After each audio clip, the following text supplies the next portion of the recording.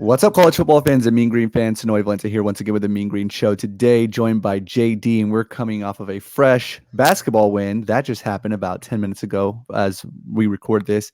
And yesterday, UNT did the theoretically impossible in pulling off the upset against a 11-0 ranked UTSA team at Apogee. Guys, we're going to talk about that. But before we get into all things North Texas and college football, you already know the drill. If you're a fan of college football recruiting, G5 football, transfer portal, coaching carousel, conference realignment, any or all of the above, consider hitting that like and subscribe button because that is truly all that we talk about here. Guys, let us know what you think. What's the plans for North Texas next year? Are we going to have a new head coach? Are we going to stick with Coach Luttrell? Give us a Y for yes and an N for no. We really want to hear from you. All right, JD. Man, what a wild one. That was crazy. Just a quick story. I mean, Miles, Carter, and myself, we were in the end zone and just looked like I took a shower with my clothes on. I mean legitimately. In the first quarter, my throat was already hurting and just cracking and screaming, and didn't sit down once because it was just a wet bench. And yeah, anyway, but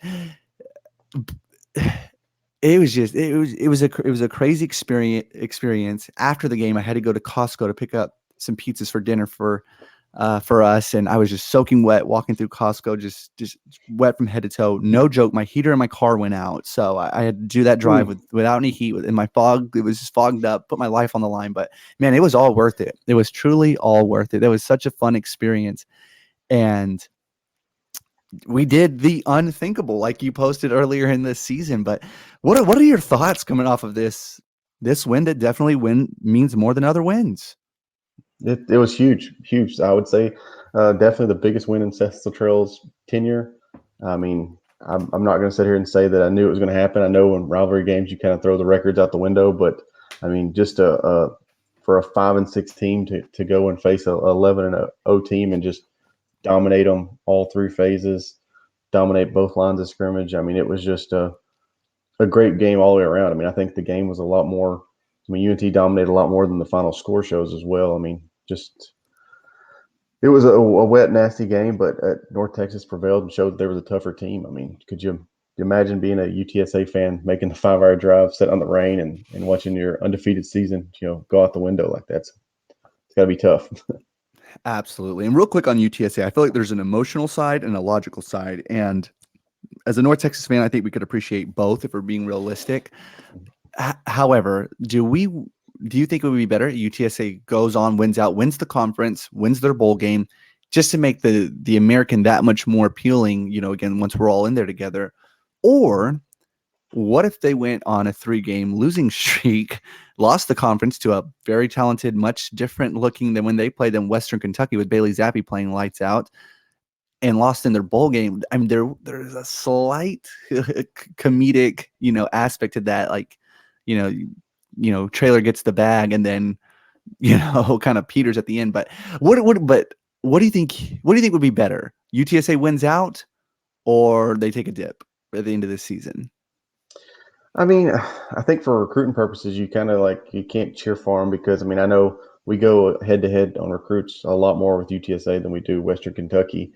At the same time, I mean, you could hang your hat that we technically broke their spirit if they do go on and lose the next two. But yeah, I mean, I definitely think if you're thinking about conference perspective, it definitely helps out. Moving to the American, bringing another conference champion with you. But like I said, I don't think that helps you in recruiting. I don't think it helps you, because UTSA will have that to hang their hat on. So I think, deep down, I'm probably going to be cheering for Western Kentucky next weekend. And then whoever they get in the bowl game, I'm probably going to be hoping for a loss there too. I mean, it's just, it's really hard to cheer for your rivals for sure. Yeah, absolutely. Absolutely. There was a UTSA fan who, I didn't ask him if I could share this, so I'll leave him nameless, but very much in the know, a UTSA fan that was at the game, and we were talking for a little bit, and he just kind of shared with us that there might be some off the record ill feelings between Traylor and Luttrell. So just kind of makes that rivalry a little bit more interesting. if nothing else at all, when it comes to recruiting battles and everything that goes on behind Yeah. the scenes. But so yeah, definitely very, very crazy. Talk about Coach Phil Bennett, our defensive coordinator, who's out there in a polo and shorts. And man, it was cold, man. I mean, you saw your breath. I mean, it was Yeah. I mean, I guess, unless you had rain repellent gear, it didn't really matter. Like, I had sweats on and a hoodie and I was soaked head to toe. So, I mean, I might as well have been shirtless, I guess. But yeah, but I mean, still, he came out there just, how old is he? Like 65? Like, is he not taking blood thinners at this point? I mean, how could he not be freezing? And I posted it kind of being snarky, but I mean, you looked at Bennett, he was on the sidelines with shorts, and you looked at the UTSA sideline, and Jeff Traylor's looked like he was coaching the ice bowl, and he had a huge jacket, and I feel like that Bennett showing the toughness wearing shorts and stuff. I feel like North Texas, especially our defense, exemplified that yesterday. I think that's kind of the mentality they had, that it's just rain and we're both gonna have to play through it. And I'm not going to sit there and say that if Trailer didn't have a jacket on that they would have won, but I do feel like it was kind of a UNT had the chip on their shoulder mentality yesterday and showed it on the field for sure. Yeah, absolutely. And I said this earlier, and I really hope he is okay. But Frank Harris, I think, sustained some sort of injury right before the half, because he didn't return to the game. And Adkins and Marburger, I guess is his name, both came in, and split time, for the second half. But that's a pretty key loss for UTSA not to have Frank Harris for the second half. And there was a lot of times I was like, oh, okay, the UTSA is going to get on the gas and get this thing going, and obviously it never happened. Our defense stayed in lockdown mode, and Sincere McCormick definitely didn't have a career day either, going 12 carries for 60 yards. So I mean, really, just man, our defense showed up. Frank Harris was a leading rusher with 10 carries for 97. That one, I think he was like a 60-yard touchdown or something. Yeah. And but that's crazy. Kind of highlighting some stuff on the North Texas side on the defense is Grayson Murphy. They tallied him with 3 sacks. And I was, messaging with his father a little bit. If there was one of them, it was a fumble, and it was debatable if you should have counted that as a sack. But I think he was 1 sack away from breaking or tying the school's record. But man, the Murphy twins, I mean, the D line as a whole, I mean, really the defense as a whole did really, man. I mean, you can't help but feel good about how Phil Bennett has them going. And what are your thoughts on the defense and how they played, and hopefully moving forward into next season? Yeah, I mean, I think we even talked about, before Bennett arrived, that there was some talent for sure on the defensive side of the ball. It just nobody had been able to get it to click yet. And Bennett didn't really get it to click until, game 6 of the year. But then once they got it figured out, I mean, the Murphy boys have been outstanding. Larry Nixon, Caleb Colvin, Deion Noville is going to be an NFL draft pick. I mean, they mentioned him a couple times yesterday. I mean, he's just so disruptive up front. I mean, it's taken 2 offensive linemen to block him. So I mean, that's huge. And then the Davis, KD, and Tyreek. I mean, those guys. I mean, KD. There was one play where I think it was a 4th down. He stopped Frank Harris short, and I mean, he just came out of nowhere and just like a bullet and tackled Harris. I mean, those guys have really stepped up. Like I said, we knew there was talent there, but they've taken it to the next level during this 5-game win streak. And you're also seeing some young guys out there, making plays too. I mean, Gaddy's moved to cornerback and is playing fantastic. Sean Thomas Faulkner was kind of a linebacker. I felt like he was kind of a smaller linebacker. They moved him to safety, and that kid's flying around making plays. I mean, they've got some guys stepping up, and it's a whole group effort. I mean, besides the 69-yard touchdown from Frank Harris, and then the ball that Marburger threw at the end. I mean, you take out those 2 plays, and UNT completely shut them down. I mean, yeah, absolutely. And you and I did that whole video on Austin Aune, and can he do what it needs to? Can he make the plays necessary to pull off this upset, and not really to any fault of Ani's own per se, but I mean it wasn't his career day. I mean he went 10 of 17 for 116 yards, but no turnovers, no touchdowns either. Probably should have had at least one passing touchdown. The receiver on that kind of got away from him right there in the end zone. That probably should have been a score, but really though the main focal point was that running back room. I mean, good God, I feel, I can't help but feel that I've been on the Keiko Ragsdale train for a while since I think even last season when he couldn't play. But again, 20 carries, 146 yards, 7.3 average, 2 touchdowns. Obviously, DeAndre Torrey, 23 carries for 108 yards, 3 touchdowns.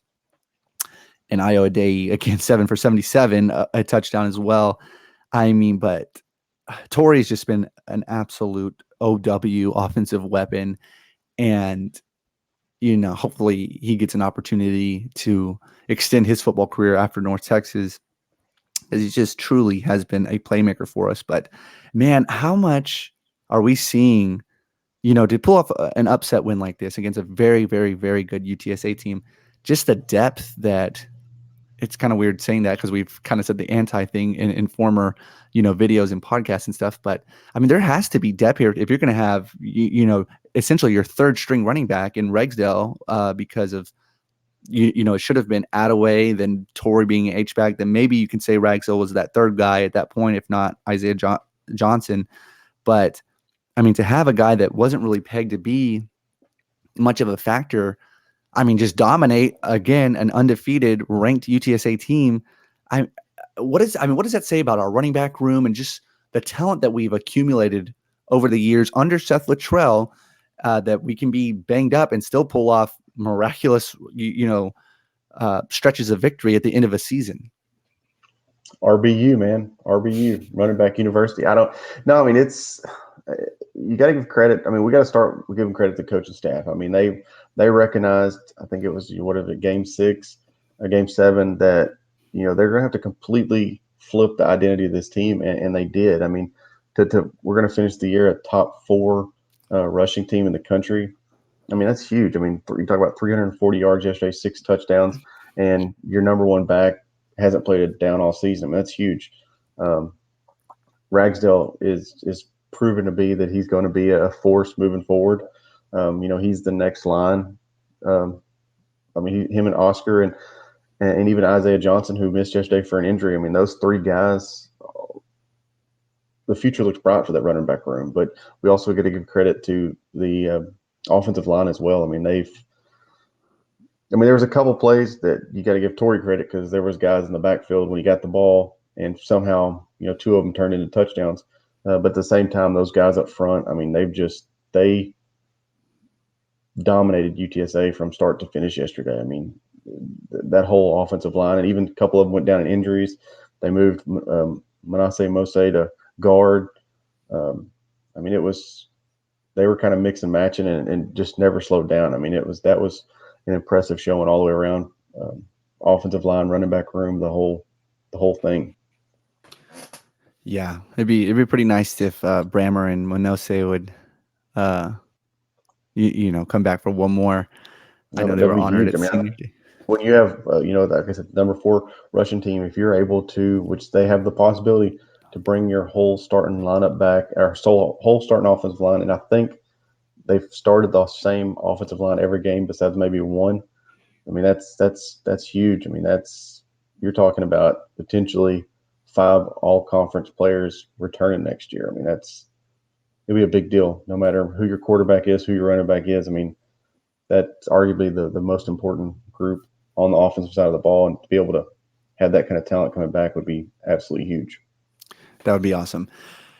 All right, so before we get into bowl hopes of who we think we could play, or what would want to play, or where we want to play, and all that, let's talk about kind of the elephant in the room here. So I think it was pretty obvious from fans and just whatever, like the fan temperature, I guess you could say, that this is probably Luttrell's last season, and for better or for worse, whatever happens in the portal happens, I guess.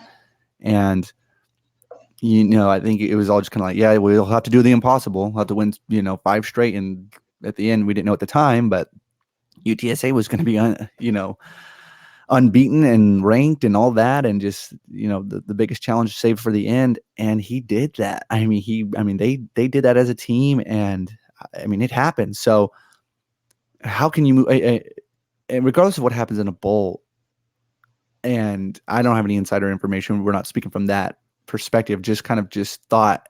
I think the opinion on it is pretty split even today, as is from fans of like, yeah, okay, but I think it's time to move on, or quite the opposite of no, like he did what he did, like let's keep him here. So what do you think happens? Are we going to be coach shopping? Are we going to be part of this carousel that's going to get so crazy? Or did we have our guy for next year? And did at the end of the day, did he pull it off just enough to hopefully retain this talented group and gear us up for maybe a 8-4, 7-5 season for next year, or better? Yeah. It's when we're sitting there at 1-6 and you've got the highest paid coach in the conference. It's understandable that fans were upset. I'm not going to sit here and lie and say that I wasn't, frustrated at that point. But for him, in today's age in college football, and we've seen it. Everybody's in win now mode. There's not really. It's not the days of, coaches coaching for 10 seasons and barely, making 500. So everybody's in win now mode. Is that right? I don't know. Is that the way you should be? I don't know. But for him to be able to keep the team fighting every week, for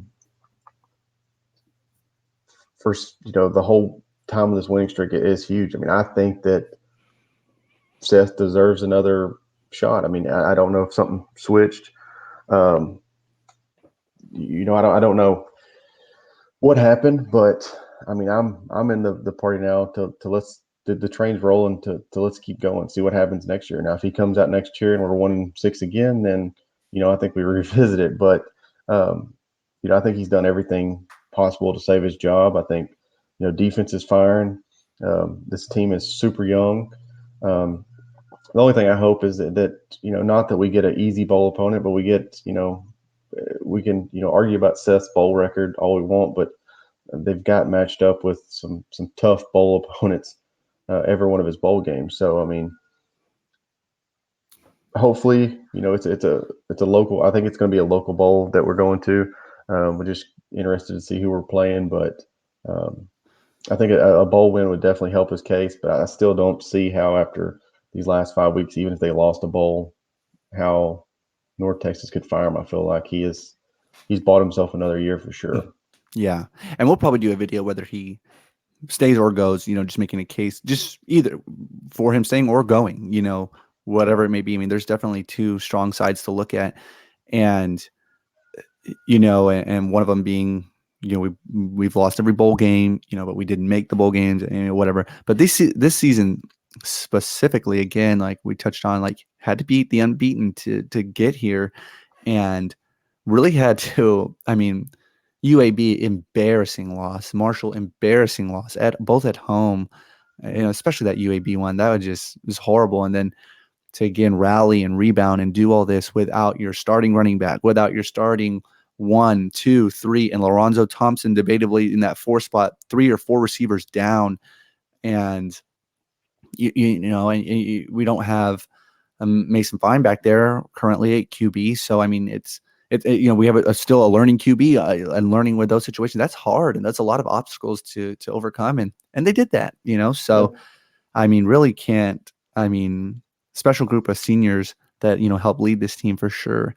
But yeah. So anyway, but shifting over to the bowl hopes and possibilities and speculation of who we may play, and like you were saying earlier, due to COVID, it seems maybe that they're wanting to keep things more local than ever before. Maybe, I don't know. So, that'd be great. If it's a drivable distance bowl game, from a fan's perspective. But as far as who we're gonna play, there's I hope this doesn't happen. I couldn't really see it happening, but there's some talk of us matched up with a 11-1 Houston, which that's not a good matchup. We're 6-6 and they're 11-1. Why would either one of us want to be matched up with the other? It's just kind of recipe. But who would you want to see, A, and then B, B mixed with who do you think we'll realistically possibly see? And where will we see them at? Yeah, I don't know. I really haven't dug into enough to see who potentially could be playing. A game that would interest me is a SMU team. They're down. They're going through a rough patch right now, losing their coach and all. So I mean, that would be a game that would interest me if you could get that, and like say the Frisco Bowl, even the Heart of Dallas Bowl, Armed Forces Bowl. But something that we don't need to forget about here is with us winning yesterday, getting the bowl game. If we are able to, I mean, there's one team that's going to be left out that's 6-6. I don't think it's going to be North Texas just because North Texas fans travel good to bowl games, and there's so many local bowl games that I feel like we'll get one. So I'm not really concerned, but at the same time, go into the bowl game.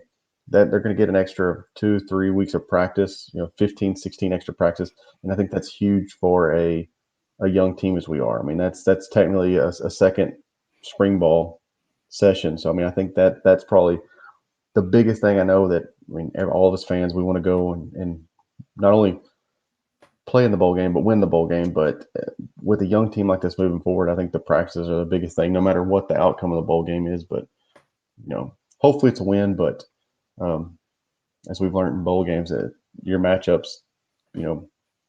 as big as how your team plays.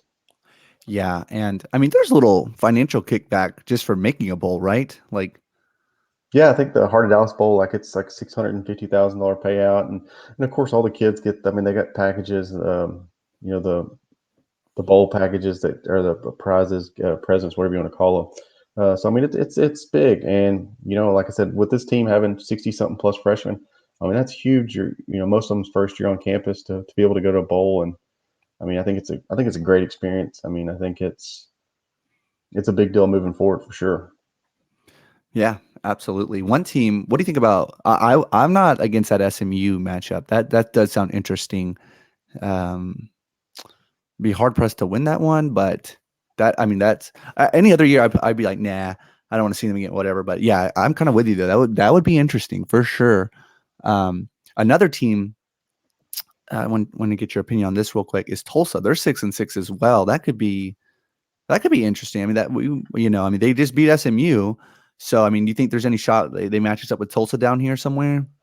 Yeah, that's what I was pulling it up right now because, like I said, I haven't really looked at it, but yeah, I mean, Tulsa would be an exciting matchup. I mean, I know our Bloch came from Tulsa. There's some staff overlap in there. I mean, there's And I feel like Tulsa's a pretty talented team as far as like just their recruiting rankings go through the past few years. They probably have from a 24/7 rating perspective, which I mean, take it with a grain of salt, I guess, but they're probably they're on average a higher rated player, I would say, than us. So maybe but I think that could be a good game. yeah. I mean, and there's maybe even a Hawaii or somebody. I mean, I don't know. Like I said, I think there's Hawaii will probably play in Hawaii, but um, some interesting potential. I mean, you could also get the whole Power Five school that went 6-6. I mean, there's. I hope we don't. Like I said, I'm glad we're there. Hopefully, we'll know by this afternoon where we're playing, who we're playing. Um, just I wouldn't want to be facing 11-1 Houston, even though we just beat a ranked team at UTSA. Yeah. I still think Houston's, I would say, is a better football team than UTSA. But Yeah. it's interesting to see how it plays out. Like I said, I think that the way we travel and as many local bowl games, I think will be good in that scenario. Just hopefully it's a favorable opponent. Yeah, definitely. All right, JD, anything else we need to touch on before we hop off here? No, basketball's looking good. Lost to two games that potentially we could have won Hmm. against very talented basketball schools. Pulling out the win today.